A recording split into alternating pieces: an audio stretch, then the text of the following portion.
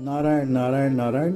महापुरुषों के पुस्तकों और प्रवचनों से जो हम लोग पठन पाठन करते रहते हैं, तो ये एक अभिमान की बात आती है। अच्छाई का अभिमान बुराई की जड़ है। स्वार्थ और अभिमान का त्याग करने से देखो भाई साधुता आती है। अपनी बुद्धि का अभिमान ही शास्त्रों की संतों की बातों को अंधकरण में टिकने नहीं देता है।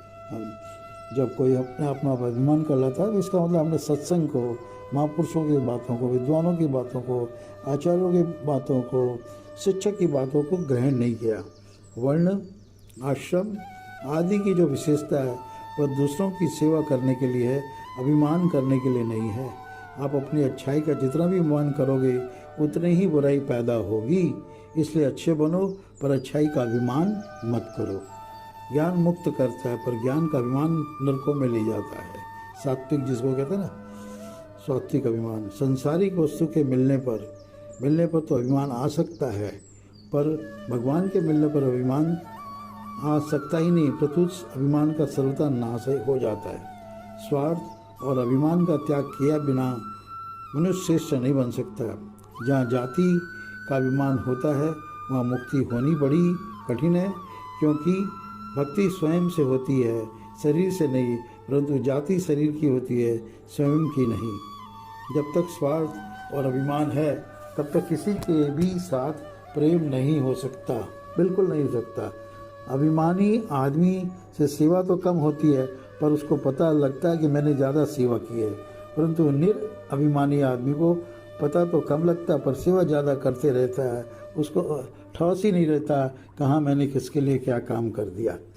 बुद्धिमानी का अभिमान मुक्ता से पैदा होता है, और जो चीज़ अपनी है उसका अभिमान नहीं होता है। देखो भाई, अगर आपकी भक्ति है, आपका वो आपकी आत्मा है, तो उसका अभिमान नहीं होगा। और जो चीज़ अपनी नहीं है उसका भी अभिमान नहीं होता है। तो अभिमान उस चीज़ का होता है जो अपनी नहीं है, पर उसको अपनी मान लिया है।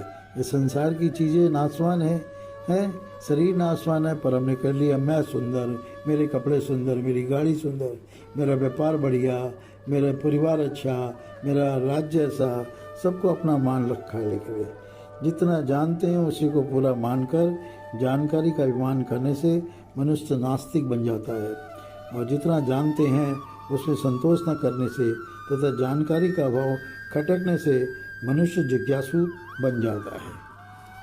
जिन संप्रदाय, मत, सिद्धांत, ग्रंथ, व्यक्ति आदि में अपने स्वार्थ और अभिमान के त्याग की मुख्यता रहती है, वे महान श्रेष्ठ होते हैं।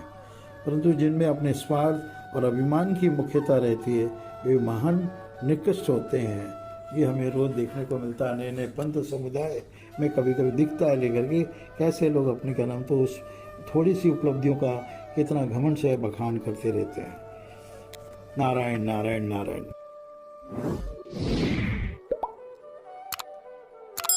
One. Subscribe now and press the bell icon. Never miss an update.